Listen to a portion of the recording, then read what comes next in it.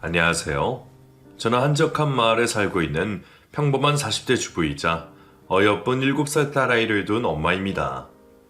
이 채널의 사연자님들을 보면 다들 충격적인 일을 겪으셨던데, 저와 제 딸이 겪었던 사건은 모든 사연을 합친 것보다 끔찍하고 경악스럽답니다. 제가 얼마나 분노했던 일인지 이야기를 펼쳐볼게요. 부디 끝까지 들어주시고 저희 모녀에게 힘이 돼주는 한마디를 해주셨으면 감사하겠습니다. 20대 후반의 남편을 소개로 만나 3년의 연애를 하고 결혼했어요. 저희 둘 다 지극히 평범한 사람이고 비교되는 게 없어서 누구의 반대도 없이 무탈하게 부부가 되었죠. 맞벌이로 열심히 일을 하며 신혼생활을 하였고 제 나이 35이 되고 나서야 2세를 가지게 되었답니다. 그이는 제가 임신한 소식을 듣자마자 직장을 그만두고 태교에만 전념하게 해줬어요. 그래서 딸아이를 낳고 나서 육아와 살림만 하는 엄마와 아내로 지냈습니다. 저는 딸에게 무한한 사랑을 주며 보통 엄마들처럼 바삐 살았어요. 한편 남편은 가장으로서 회사에서 목숨을 걸고 일해서 월급 이외에도 수당을 많이 받아와 경제적 어려움을 한 번도 느끼지 못하게 했답니다. 여보, 당신 이번 달에 야근을 몇 번이나 한 거야? 수당이 월급만큼이나 나왔어.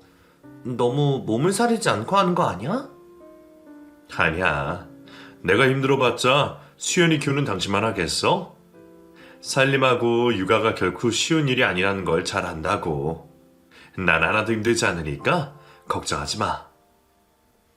그이는 중견회사 생산직에서 일했는데 하루 종일 서서 작업을 해야 했어요. 피곤하고 힘들 텐데 그런 내색 한번 보이지 않고 되려 살림하는 제가 힘들 거라며 배려해 주었답니다. 남편은 세상에 둘도 없을 만큼의 딸바 보여서 집에 오면 쉬지도 않고 딸아이 육아를 함께 해주었죠. 그래서 저는 산후 우울증이나 육아 스트레스를 크게 받지 않고 재미있게 살았네요. 제 딸아이는 저희 부부 말고도 친정 부모님께 큰 사랑을 받았습니다. 하나밖에 없는 손주라서 그런지 애지중지하시며 매주 저희 집을 찾아오셔서 딸아이와 좋은 시간을 보내고 돌아가셨어요. 그런데 남편의 유일한 가족인 시어머니는 아이를 좋아하지 않는 분이셔서 제 딸을 보러 일부러 찾아오시지 않았고 저희가 딸아이를 데리고 시댁에 가도 크게 반기지 않으셨답니다. 며느라, 네 딸 오줌 쌌나 보다. 냄새 나니까 기저귀 좀 갈아주거라. 어머님, 지금 식사를 준비하는 중이니 어머님이 가르치시면 안 될까요? 부탁 좀 드릴게요. 예, 내가 밥 차릴 테니까 네가 기저귀 갈아라. 난 애 보는 게 성격상 맞지 않아. 네? 알겠어요. 그럼 상 좀 마저 차려주세요.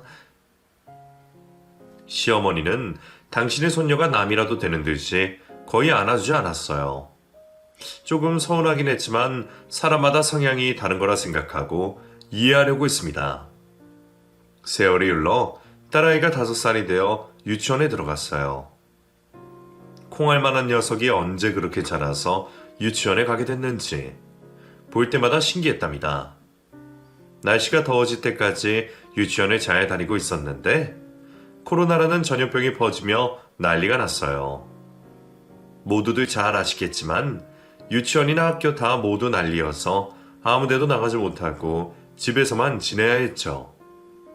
제 딸은 성격이 내성적이고 조용한 아이여서 저와 집에서 답답하게 지내도 짜증 한 번 내지 않았어요. 미운 5살이라고들 하는데 제 딸은 때도 쓰지 않고 너무 온순해서 제 몸과 마음이 항상 편안했답니다. 수연아, 집에만 있어서 지루하지 않아? 난 엄마랑 있으니까 좋아. 같이 요리도 하고 글쓰기도 하니까 재미있어. 친구들 보고 싶지 않아? 나중에 볼 수 있으니까 괜찮아. 우리 딸 엄마를 편하게 해줘서 고맙네. 놀러 나가자고 때도 쓰지 않고 심심하다고 투정도 부리지 않고 말이야.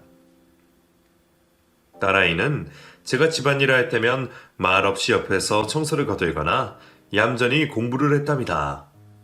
그래서 전 코로나가 기승을 부려도 큰 어려움 없이 육아와 살림을 이어나갈 수 있었어요. 하지만 문제는 다른 데 있었어요. 코로나 때문에 많은 회사가 어려워졌는데 제 남편의 회사도 사정이 힘들어졌답니다. 회사에 일감이 없어서 일찍 퇴근하는 날이 잦았는데 얼마 뒤에는 아예 회사에서 당분간 경영이 어렵겠다며 모든 직원들에게 무기한 휴가를 주었습니다.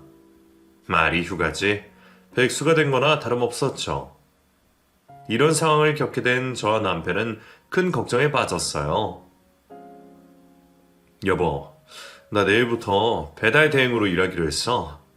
코로나로 다른 일은 죄다 망하게 생겼는데 배달 일은 사람이 없어서 힘들 정도로 일이 많다더라. 회사에서 다시 부를 때까지는 이 일을 하면 될 것 같아. 그거 오토바이 타고 해야 하잖아. 너무 위험해서 걱정되는데? 에이, 괜찮아. 조심해서 타면 돼.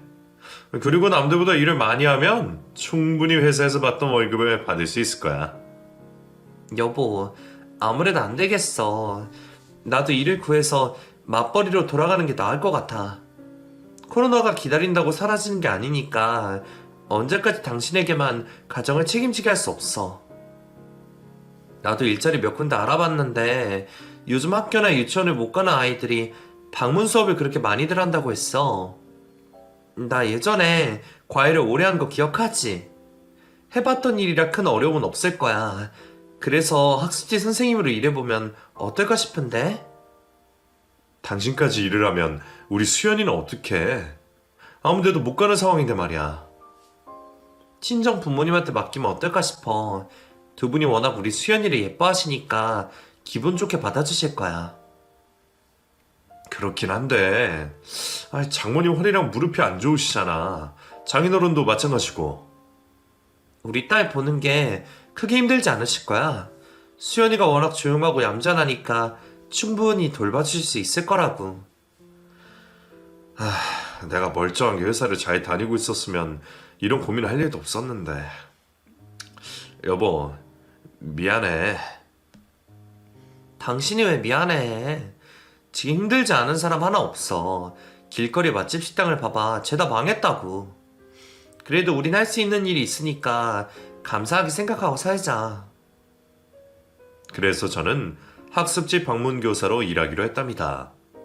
친정 부모님께 미리 말씀을 드려서 수연이를 부탁하려고 했죠.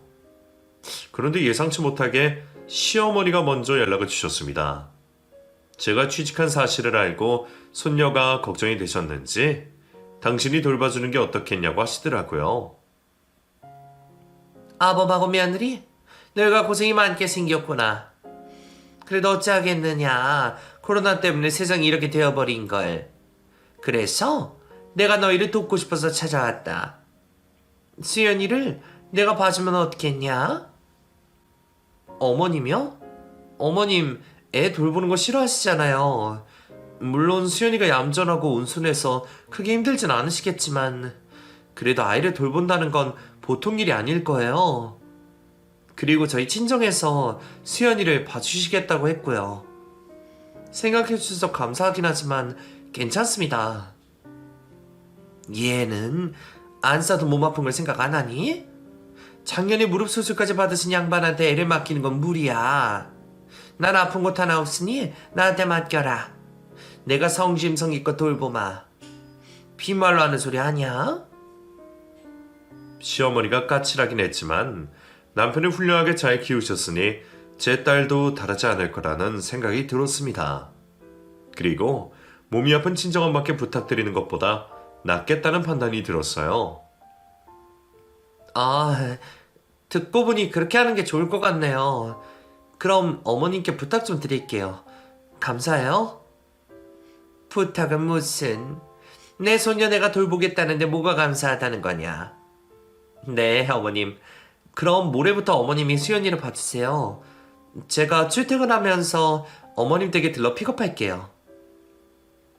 그래, 생각 잘했다. 내가 잘 키워줄 테니 걱정할 거 하나 없다.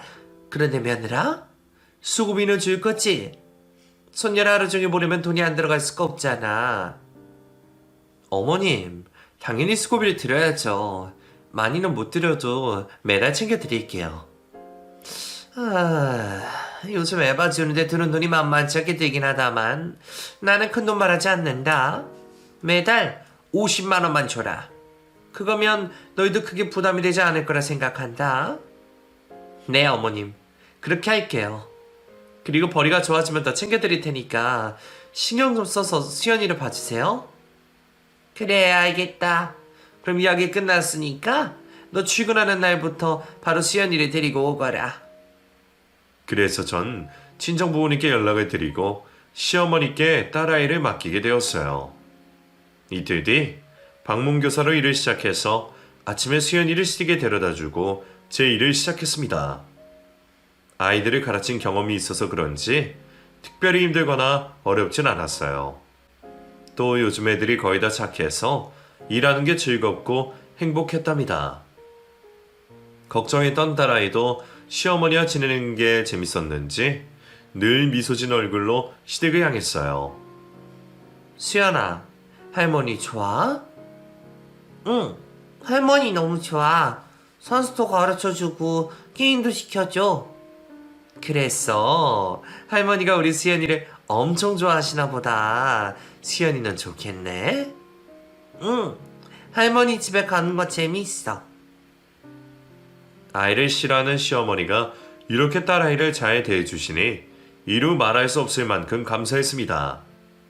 저와 남편은 월급을 받아 더해봤더니 형편이 크게 어려울 것 같지 않아 시어머니께 70만 원을 드리기로 했답니다. 어머님, 많진 않지만 이거 받으세요. 전에 말씀드린 것보다 조금 더 넣어드렸어요. 그래, 고맙다. 내 이 돈은 수연이 간식 먹이는 데 쓸 테니 염려 말아라. 걱정 안 해요, 어머님. 그리고 수연이한테만 쓰지 마시고 어머님 필요하신 데 있으시면 쓰세요. 요즘 수연이가 어머님과 보내는 게 재밌는지 어머님 댁에 올 때마다 콧노래를 불러요. 제가 어머님 덕분에 마음 놓고 사회생활하고 있다니까요. 정말이냐? 내가 조금 신경을 써줬더니 좋았던 모양이네. 앞으로는 2배로 잘할 테니 마음 편하게 놓거라. 그래, 일은 할만하냐? 네, 예전에 해봤던 일이라 재밌어요. 수연이 가르치듯이 공부 가르치고 돈도 버니까 너무 만족스러워요. 어머님이 계속 수연이를 봐주신다면 이 일을 포기하지 않고 계속 해볼 생각이에요. 그래, 수연이는 걱정 마라. 내가 최선을 다해 키워줄 테니까. 와, 어머님 감사해요. 아이 키우는 걸 싫어하시는 분이 이렇게 마음을 열어주실 거라고는 생각을 못했어요. 내가 애들은 싫어하지만 우리 손녀는 좋아한다. 표현을 잘 못해서 그렇지 항상 수연이를 사랑하고 있었다고. 시어머니 말씀에 70만 원이라는 돈이 아깝게 느껴지지 않았습니다. 오히려 너무 적게 드려서 죄송한 마음이 들었어요.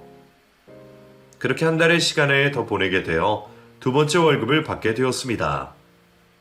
방문 수업을 신청하는 가정이 많아서 제 수용량도 늘어나 보너스까지 받아 꽤 많은 돈이 들어왔어요.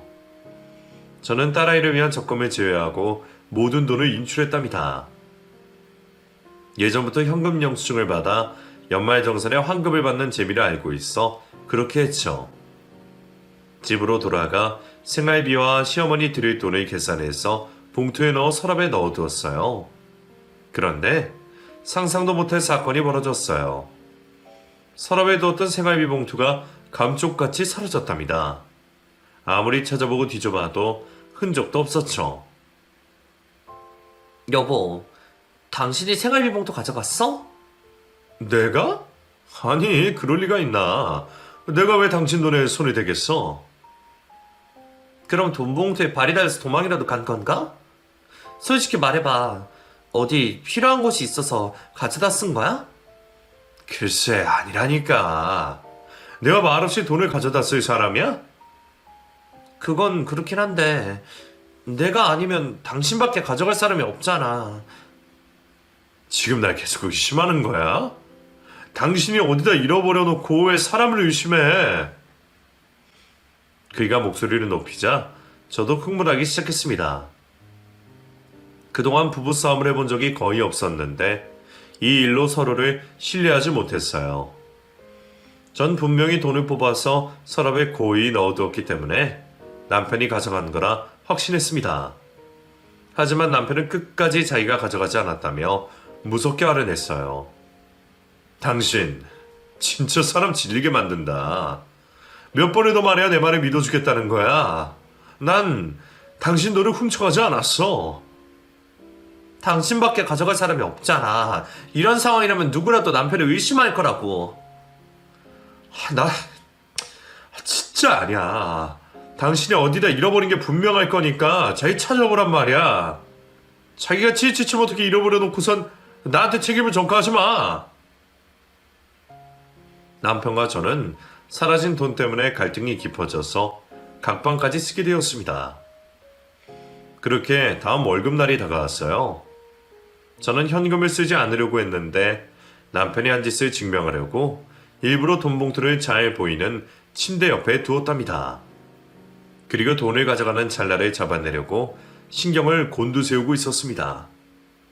딸아이와 셋이 식사를 하고 설거지를 하는데 안방에서 기척이 들려서 달려갔어요.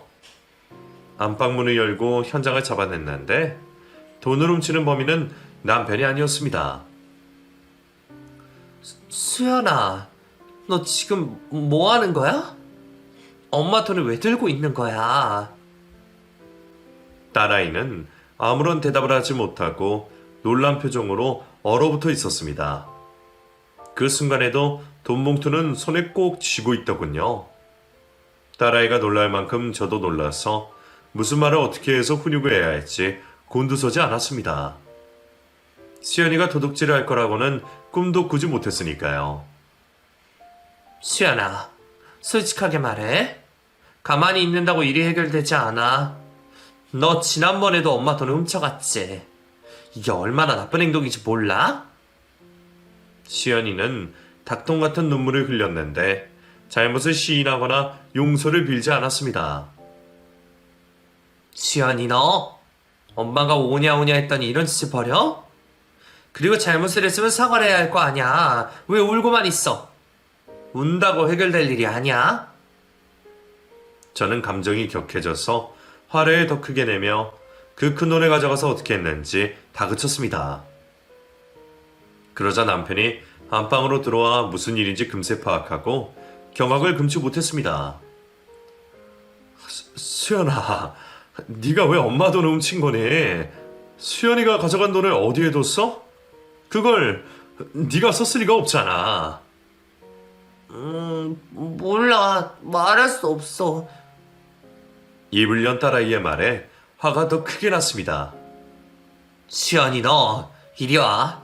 엄마한테 매를 맞아야 솔직하게 말할 거야. 벌써부터 엄마 돈에 손을 대면 나중에는 얼마나 큰 사고를 치려는 거야. 엄마는 수연이가 세상에서 제일 착한 줄 알았는데 아니었어. 당장 엄마 돈을 어떻게 했는지 말해. 여보, 참아. 대답할 때까지 가만히 기다려주자고. 이게 기다려줘야 하는 일이야? 도둑질을 했으면 크게 혼쭐을 내야지. 애가 못 모르고 가져간 것 같아. 호기심이나 장난일 수도 있잖아. 6살짜리가 돈을 어디 가서 썼을 리가 없어. 당신은 어렸을 때 재미나 호기심으로 돈을 훔친 적이 있어? 아니지. 그럼 수연이 그만 두둔하고 비켜. 그이는 여러 생각을 하다가 수연이가 혼나야 한다는 걸 깨달았는지 자리를 비켜주었습니다. 저는 효자손으로 수연이의 손바닥을 몇 대 때리고 다시 물었어요. 수연아, 너 왜 돈을 훔쳐간 거야? 바른대로 말해. 엄마, 사실은 뭐? 말도 듬지 말고 똑바로 말해. 사실은 할머니가 시켰어. 엄마가 서랍에 돈을 넣어두는 것 같다고 나더러 몰래 가져오랬어.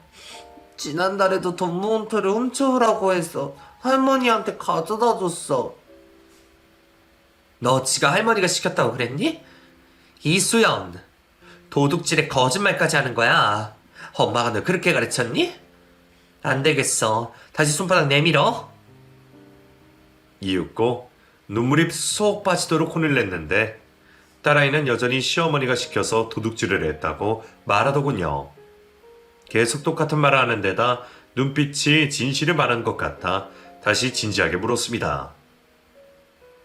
진짜 할머니가 시켰어? 너 만약 이게 거짓말이면 엄마 아빠랑 같이 못 살 수도 있어. 경찰 아저씨가 와서 수연이를 잡아갈 거라고. 진짜야. 할머니가 시켰어. 난 진실을 말했으니까 경찰 아저씨가 잡아가지 않을 거야. 알았어.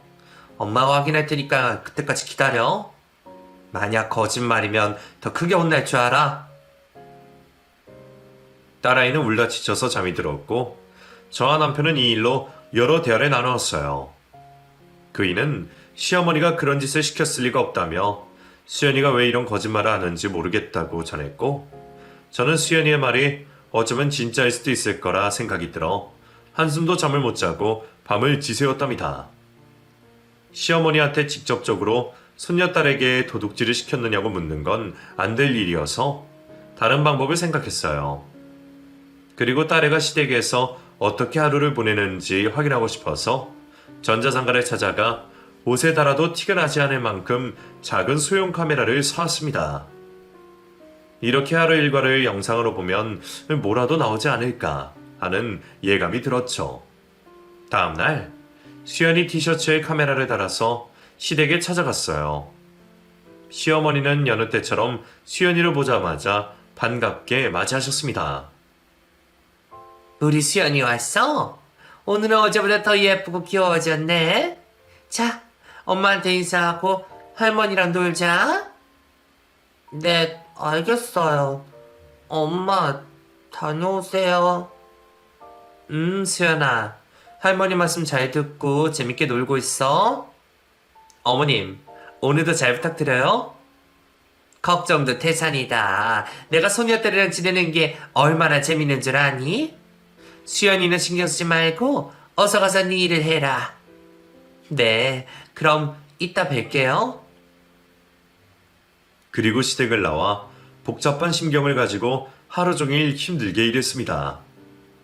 시간이 어떻게 지나갔는지 모를 만큼 순식간에 날이 어둑해졌더라고요. 서둘러 시댁으로 가서 수연이를 데리고 나와 집으로 가자마자 수연이 옷에 달아두었던 카메라를 떼어내서 노트북에 연결했어요. 그리고 어떤 일이 벌어졌는지 영상으로 확인하게 되었는데 딸아이 시선으로 보인 시어머니 모습과 시댁에서의 생활은 가히 충격적이었습니다. 영상을 보고 너무 놀란 저는 남편이 올 때까지 아무것도 할 수가 없었답니다. 손발이 떨리고 가슴이 찢어질 것 같은 고통을 느끼며 그 일을 기다렸어요. 수연이에게 밥을 챙겨주고 씻기고 재우자 남편이 집으로 들어왔고 안방에서 노트북을 다시 열었습니다. 여보, 내가 수연이 옷에 수영 카메라를 달고 하루 동안 무슨 일이 벌어지는지 알아봤어. 어머니가 어떻게 지내는지 알아보려고 말이야. 뭐? 당신 어머니를 의심하는 거야? 진짜 수연에게 도둑질을 시켰을까봐? 애가 거짓말하는 걸 귀담아 들을 필요 없다고 했는데 꼭 이렇게까지 해야 했어? 내가 장모님한테 그런 짓을 했으면 당신은 가만히 있었을까? 흥분하지 마.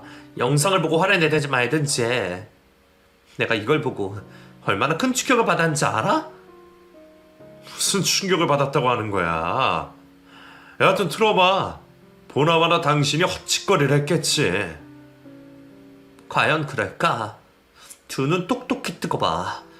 자, 시작한다. 저는 그 영상을 다시 한번 틀어보게 되었습니다. 영상은 제가 시댁에서 나가는 거로 시작했어요. 시어머니가 수연이를 보고 말하더군요. 네 엄마는 일하러 갔다. 이제부터는 내 말을 들어야 한다는 거 알지? 수연이 너 오늘 할머니 귀찮게 하지 말고 혼자 조용히 놀아야 한다. 괜히 안방에 들어와서 방해하지 말란 말이야. 알아들었어? 네, 할머니. 말 잘 들을게요. 딸아이는 작은 방에서 홀로 인형놀이를 하고 있었습니다. 한참 동안 놀던 수연이가 배가 방에서 나와 배가 고팠는지 주방에서 먹을 걸 찾다가 이내 과자 한 봉지를 뜯어 먹었답니다. 하지만 배가 차지 않았는지 시어머니가 있는 안방문을 열었어요. 안방문이 열리자 시어머니와 여러 노인이 둥글게 앉아서 담요 위에 화투를 던지고 있었습니다. 뭐야? 너 할머니 방에 들어오지 말랬지? 귀찮게 하지 말고 나가. 할머니, 배고파요. 주방에 과자 있잖아. 그거나 까먹고 놀아. 과자는 매일 먹어서 질렸어요. 밥 먹고 싶어요. 젠장을 밥 같은 소리 하고 있네. 내가 네 밥 차려주는 사람이냐? 밥은 네 집에 가서 먹고 여기서 대충 과자로 때우란 말이야. 방해하지 말고 문 닫고 꺼져. 그리고 카메라가 도박판을 비추었는데 판돈이 얼마나 큰지 모든 지폐가 5만원권이었답니다. 노인들은 제 딸이 들어오든 말든 상관하지 않고 입에 담배를 물고 도박을 이어갔어요. 이윽고 안방에서 나오지 않는 수연이를 밀어내며 시어머니가 거실로 나왔습니다. 오늘 부정타기 애가 왜 이래? 야, 안 나오고 멀뚱히 서서 뭐 하는 거야? 너 때문에 끝발이 안 봤잖아.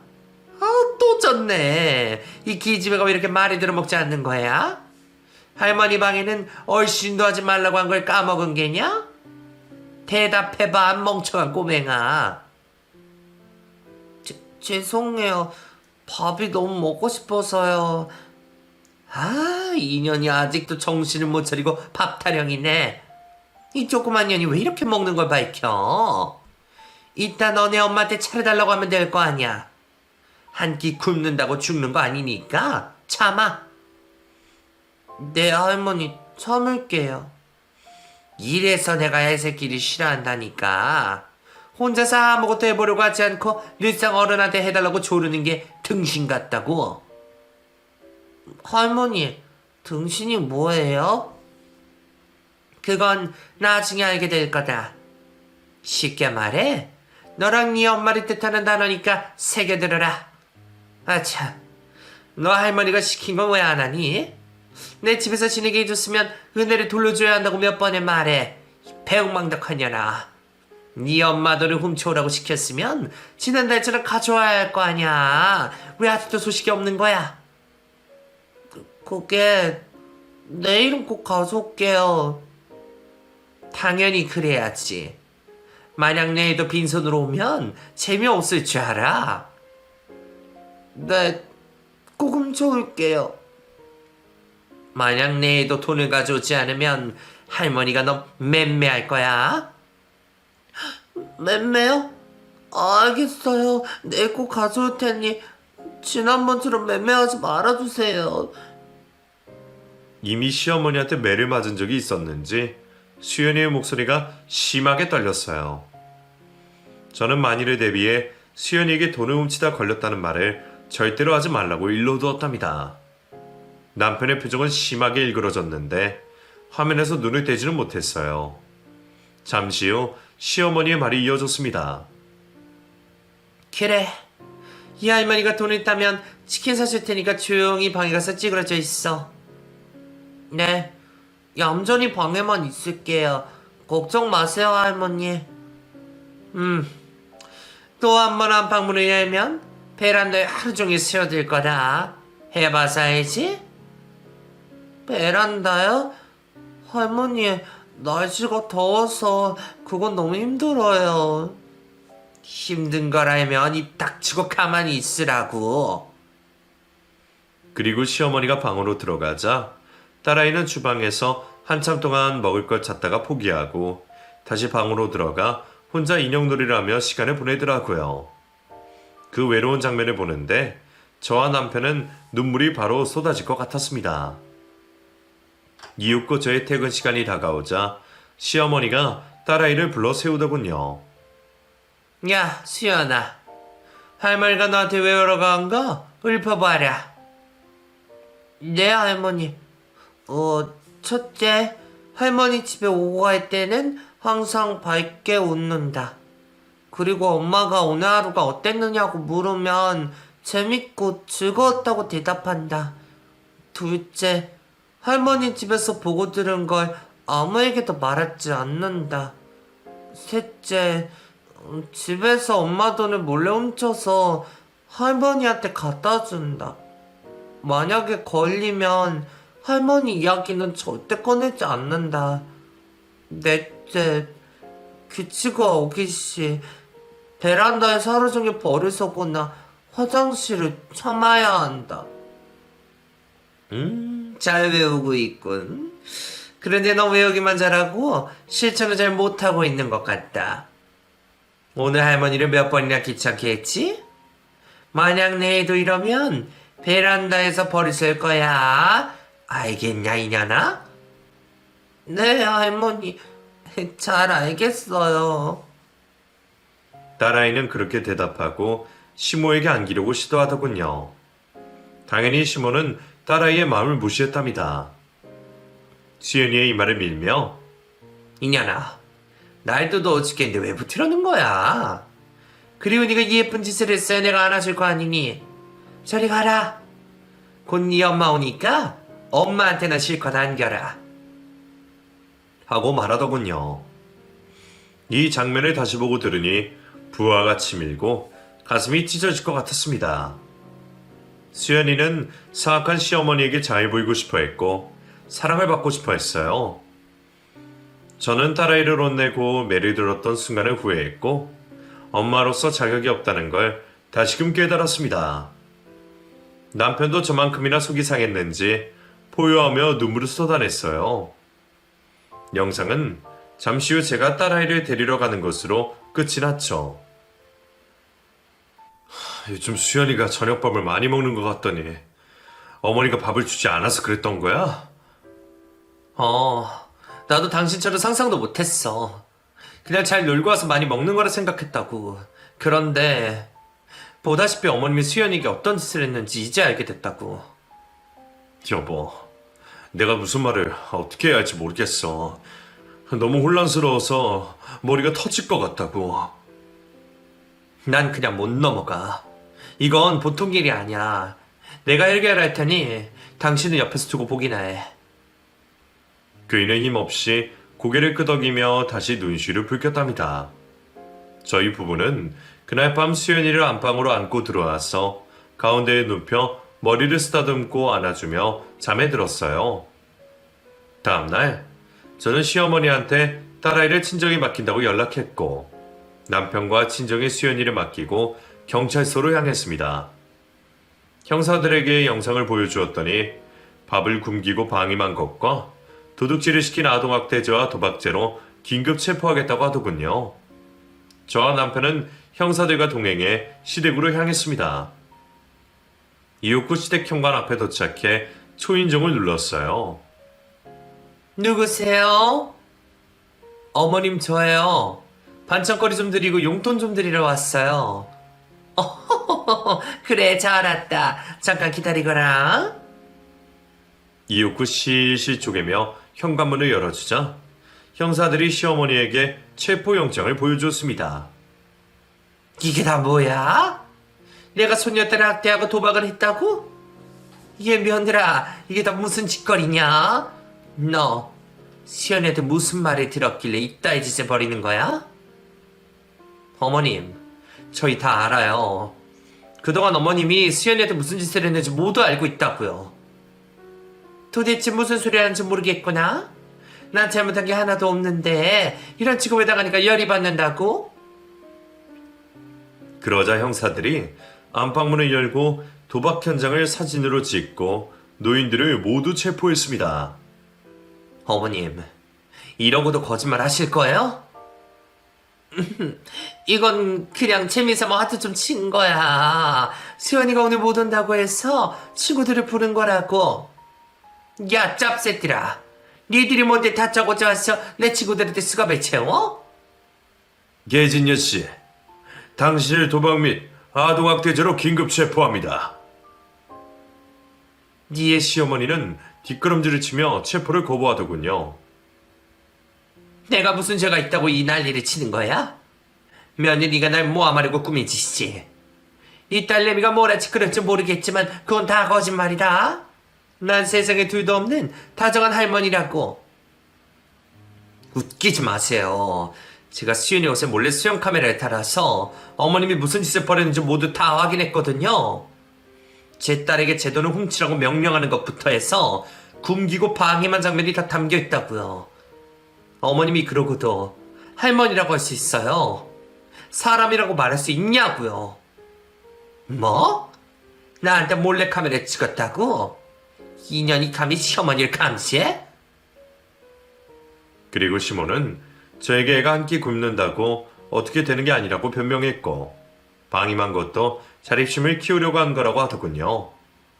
또 도둑질을 시킨 건 자기가 정당하게 받아야 할 수연이 양육비라며 애 하나 돌보는데 얼마나 힘든지 아느냐며 쌍욕을 했답니다. 개 같은 오라질려나. 내가 친히 손녀딸을 잘 돌봐줬는데 그깟 일로 날 신고해? 애들은 원래 강하게 키워야 하는 법이야. 혼자 무인도에 떨어지면 살아남을 수 있도록 자립심과 독립심을 길러준 거야. 진짜 구제불능이네요. 이런 인간 쓰레기가 내 시어머니고 수연이 할머니라는 게 수치스럽고 분노가 치솟습니다. 당신이란 인간과는 앞으로 영원히 좀 만나지 않고 살아야겠어요. 이 오사란 년이 제대로 미쳤구나. 네 딸년이 누굴 닮아서 그렇게 밉사인가 했더니 다 네 년을 닮아서 했어. 마이키도 못 알아듣고 시키는 거 하나 제대로 못하고 덜 떨어졌단 말이야. 시어머니 입에서 제 딸 이야기가 나오자 흥분을 감추지 못하고 눈이 뒤집히고 말았습니다. 짐 튀겨가며 체포를 거부하는 시모에게 다가가 기싸대기를 내려쳤습니다. 그러자 저에게 달려들었는데 형사들이 팔을 꺾고 수갑을 채웠어요. 시어머니는 경찰차를 탈 때까지 자신의 죄를 인정하기는커녕 무슨 잘못을 했는지 하나도 모르겠다고 발광을 했습니다. 결국 경찰서 유치장에 갇히고 검사가 오자 사태 심각성을 파악하더군요. 변호사를 급하게 구해서 대화를 나누더니 유치장 안에서 저와 남편을 불렀습니다. 아들, 세아가 내가 미안하다. 도박에 미쳐서 사리분별 못하고 어리석은 행동을 했구나. 내가 손녀딸에게 그런 짓을 하다니 왜 그랬는지 나도 잘 모르겠다. 이제 와서 이런 이유가 뭔지 모르겠지만 감옥에 가셔서 벌을 받으세요. 알았다. 그런데 말이야, 너희가 판사한테 선처해달라고 하면 얼마 살지 않고 나올 수 있다는구나. 세아가 네가 탄원서 한 장 보내주거라. 그럼 금방 나올 수 있어. 우리 좋게 해결하자. 지금 사과하는 이유가 형을 주려고 그런 거였어요. 진짜 사람 대우를 해주면 안 되겠네. 이 미친 여자야. 감옥에 가서 냉골 바닥에서 자다가 입이 돌아가 버려라. 제가 분노를 표출했더니 시어머니가 창살 사이로 팔을 뻗으며 제 멱살을 잡으려고 하더군요. 너 인연 이리 와봐. 내가 깜빵에 가기 전에 널 아작내고 가야겠다. 날 모함한 것도 모자라 악담까지 해? 가만두지 않겠어. 저는 창살 사이로 나온 시모의 양팔을 잡고 얼굴에 가래침을 확 뱉어주었어요. 짐승보다 못한 년. 탄원서 보내줄게. 널 엄벌에 처해달라고 판사님한테 똑똑히 전해줄 테니까 시궁창에서 평생 썩어봐라. 저는 등을 돌려 남편에게 나가자고 눈치짓을 했습니다. 그러자 시모가 이번에는 남편에게 애원하더군요. 아들아, 엄마 좀 살려줘. 네가 엄마의 억울함을 밝혀달라고. 어머니, 당신 때문에 우리 딸은 상상도 못할 고통을 받았어요. 트라우마로 남게 되면 보통 아이들처럼 자랄 수 없다고요. 당신이 얼마나 큰 잘못을 했는지 감옥에서 깨닫기 바랍니다. 그리고 이제 당신을 어머니라고 부를 일은 없을 겁니다. 앞으로 죽을 때까지, 아니 죽어서도 다시 볼 일 없을 거예요. 개 같은 놈아. 내가 네 애미인데 어디서 천년을 끊겠다고 헛소리를 하는 거야?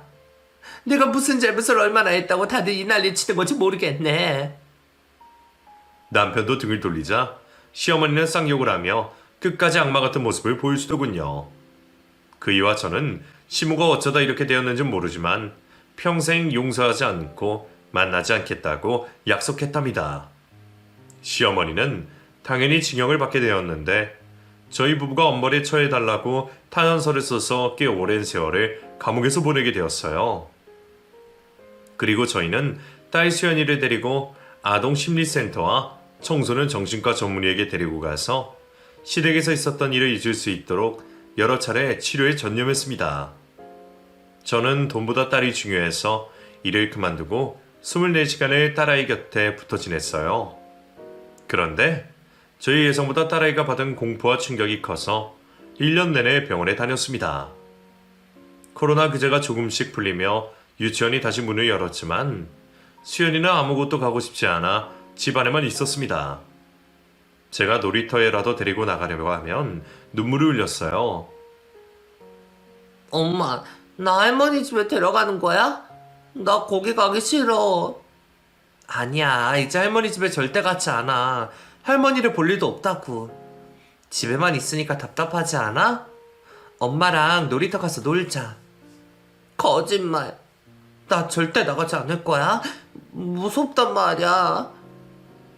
그렇게 수연이는 외출 자체를 거부했고 집안에서만 지냈어요.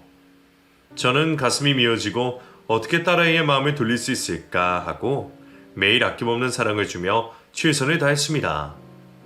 다행히 7살 여름이 지나자 시댁에서 있었던 일들이 조금 잊혀졌는지 다시 유치원에 가고 싶다고 하더라고요. 그제야 저와 남편은 천만다행이라는 마음이 들었고 웃으며 유치원에 보낼 수 있었습니다. 한편 코로나 규제가 풀리면서 남편이 휴직한 회사가 다시 돌아가기 시작해 배달 일을 그만두고 제 자리를 찾았답니다. 그이는 자기 엄마 때문에 이런 충격과 공포를 안겨주게 되었다며 크게 자책했고 매일같이 저와 딸아이에게 미안하다는 말을 해줬답니다. 정작 사과해야 할 사람은 끝까지 자기 잘못을 인정하지 않고 감옥에서 욕설을 담은 편지를 보내고 있네요. 4개월이 지난 요즘은 딸아이가 유치원에 잘 다니고 심리센터도 매주 빠지지 않고 나가고 있습니다. 내년이면 초등학교에 들어가게 되는데 잘 지낼 수 있을지 걱정이 됩니다. 여러분이 제 딸아이 마음의 상처가 빨리 치유되길 격려와 응원을 해주셨으면 진심으로 감사할 것 같아요. 그럼 저는 딸아이를 데리러 가봐야겠네요. 제 이야기를 귀 기울여주신 분들께 감사함을 전하고 이만 줄이겠습니다. 안녕히 계세요.